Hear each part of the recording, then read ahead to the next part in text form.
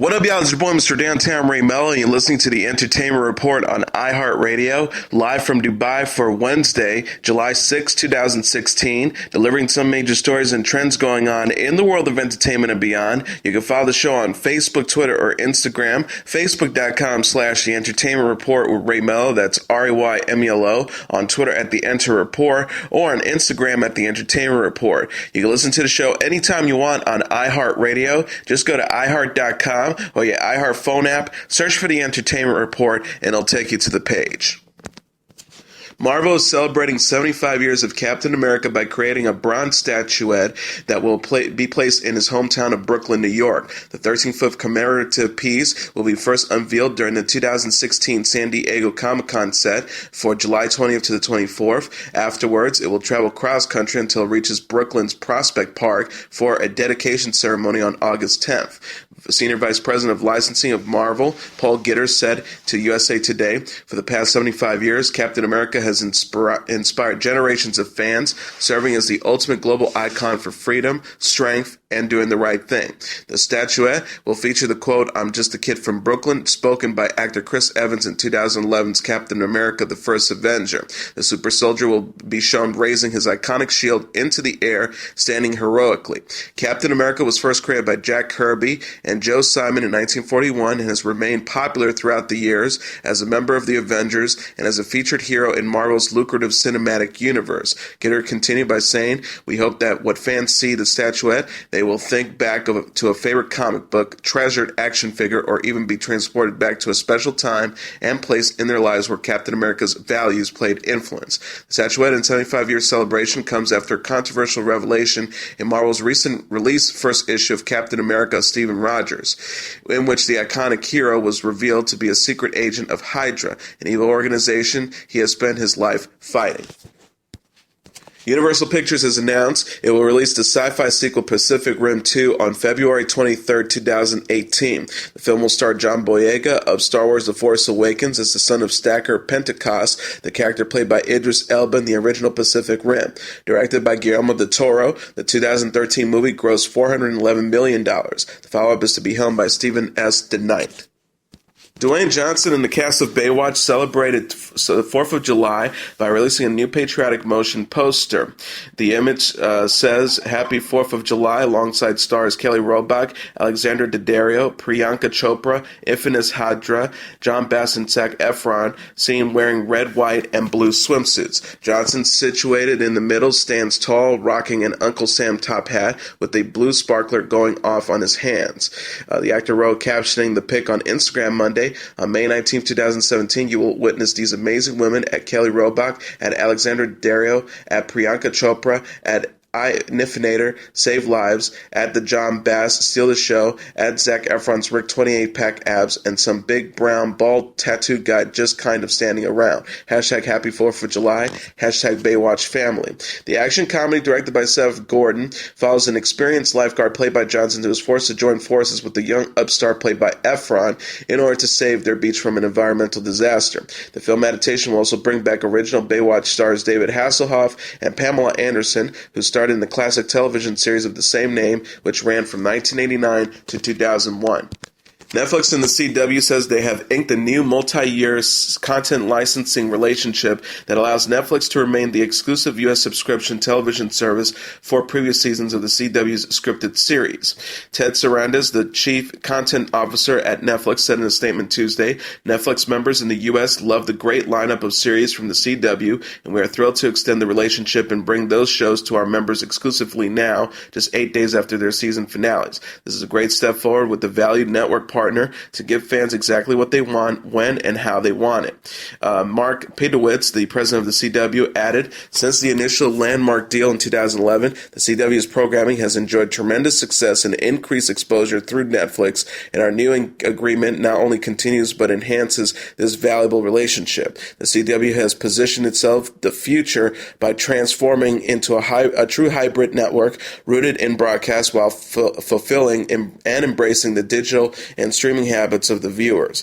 The pact spans all current CW series as well as all future programs produced for the network during the term of the new agreement. Among the shows included in the deal are Legends of Tomorrow, Supergirl, Arrow, Flash, Jane the Virgin, Crazy Ex-Girlfriend, The Vampire Diaries, The 100, iZombie, The Originals, and Ray. FX revealed Tuesday the premiere date for the sixth installment of its American Horror Story anthology series. The network announced via Facebook the next chapter begins September 14th on FX. Each season of the Supernatural series takes place in a different time and place, with a core group of actors playing new characters in every edition. Previous cast members Jessica Lange, Kathy Bates, and Lady Gaga have all won awards for their performances in the show. The complete six-season ensemble, as well as the show's next setting, remains a mystery for the time being. American Horror Story features Angela Bassett, Cheyenne Jackson, Lady Gaga, Matt Bomer, Leslie Jordan, and Evan Peters have all indicated they plan to return for Season 6. Actor Rob Lowe has joined the cast of the medical drama Code Black for Season 2, CBS announced Tuesday.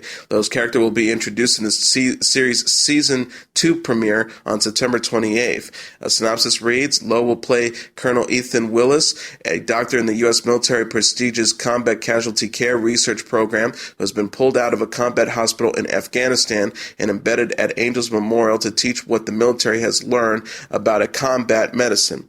His aggressive, rule-breaking style is greeted enthusiastically by Dr. Leanne Rorish, played by Marisha Gay Harden, but not by all of the other doctors. The Emmy Award-winning actor is best known for his work in TV's The Grinder, The West Wing, Parks and Recreation, Brothers and Sisters, Killing Kennedy, and Behind the Candelabra. His film credits include The Outsiders, Oxford Blues, About Last Night, Bad Influence, St. Elmo's Fire, Wayne's World, Tommy Boy, and Austin Powers' The Spy Who Shagged Me. Pop star Boy George said Tuesday he will not return to The Voice when the singing competition series moves from the BBC to the ITV. The Culture Club frontman made the announcement shortly after his former co-star will.i.am confirmed he would be back for another season despite the network's shuffle. He tweeted, not doing the season of The Voice on ITV, but sending @IamWill, my love, watch this space for what I'm up to. Boy George was on the Mentors panel for the show's most recent fifth season on the BBC. He will be seen early next year on NBC's Celebrity Apprentice. It's tough on the family when the patriarch is in prison, Real Housewives of New Jersey star Teresa Giudice says. Her husband, Joe Giudice, began serving a 41-month sentence for conspiracy and bankruptcy fraud charges recently, but they are staying in contact, she says, on ABC's Good Morning America. The mother of four daughters says, we email every day, we talk every day, and I see him every week. She said, it's hard, crying on the set of the morning news and entertainment show E! News reported. The Bravo reality star, who completed her own 11-month stay behind bars last year, said when asked if she gave him any advice, she says, well, he lived through the whole thing. I'm just getting emotional, she said, with tears falling down. Giudice turned away from the camera, then apologized to correspondent Mara Savascio-Campo. Because her husband is from Italy and faces possible deportation when he finishes his sentence, Shiva Campo asked what the future holds for the couple.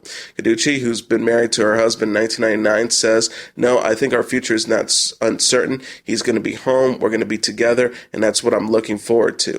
Giudice says the separation is particularly tough on her daughters, Gia, 15, Gabriella, 11, Miliana, 10, and Adriana, 6. She says they miss their dad, of course, tremendously, just like I do, but, they're doing as well as could be expected. They're amazing. They're really strong young girls. The Real Housewives of New Jersey returns to the small screen on July 10th. It will include all the drama in the Giudice house, including Teresa Giudice's relationship with her sister-in-law, Melissa Gorga. She says of her relationship with Gorga, I feel like it's like how it used to be. Gorga said, we have like a funny banter together and we have fun together. I just think that she's calmer, just a little bit calmer. Giudice told Shiva Campo, you do grow and you learn from your experience, and that's obviously what happened to me. Ciara has a message for her fiancee, Seattle Seahawks quarterback Russell Wilson, and friend. Stick to football, Billboard reported. She posted a video over the weekend featuring Wilson and his former teammate Robert Turbin singing an a cappella version of Drew Hill's 1999 hit Beauty. She captioned it, "Music video chronicles in the streets of #New Orleans. Stick to football, fellas." The impromptu street jam is featured on Ciara's Instagram. She's laughing at them both as they attempt to sing the song, saying it's instrumental backup. Just a few hours earlier, Wilson was seen singing on an airplane, E! News reported.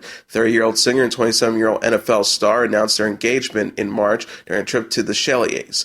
The two have been dating since the spring of 2015 and made their red carpet debut as a couple at the BET Awards in June. They are known for their vow of celibacy.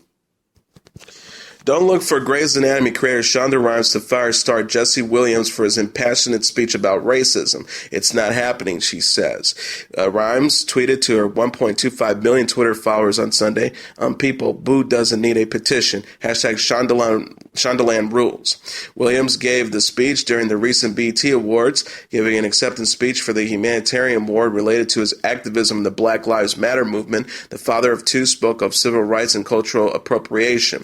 A woman named Erin Smith went on to change.org and created a petition to remove the 34-year-old from Grey's Anatomy, Us Weekly reported. Smith wrote in a change.org petition, Saloon reported, Jesse Williams has spewed a racist hate speech against law enforcement and white people at the BET Awards. She continued, "If this was a white person making the same speech about an African American, they would have been fired and globally chastised as they should be, but there has been no consequences to Williams' actions." As of Tuesday morning, 5,445 people have signed Smith's petition. Pernell Walker created a change.org petition of his own, petitioning Williams to keep Williams on the show. As of Tuesday, it has received 5,870 signatures. On June 29th, Clueless star Stacey Dash called Williams a plantation slave. She called the entire BET network racist, ET reported. Dash wrote in a blog, "I've said it before and I'll say it again, BET is keeping racism and segregation alive, and this past Sunday's awards show proved it, particularly the speech given by Grey's Anatomy star Jesse Williams, whose tirade after receiving the 2016 BET Humanitarian Award for his black activism was nothing short of an attack on white people." Williams responded with a tweet of his own, which Rhimes retweeted, saying it's best not to respond to people just looking for attention. He said, "Do not promote empty people and their tantrums. Pure clickbait to gain followers, attentions, and money for themselves. Not you, never you." The BBC has confirmed Chris Evans' exit from its car-themed docu-series Top Gear after one season. Mark Lindsay, director of BBC Studios, said in a statement, Chris is stepping down from his duties on Top Gear.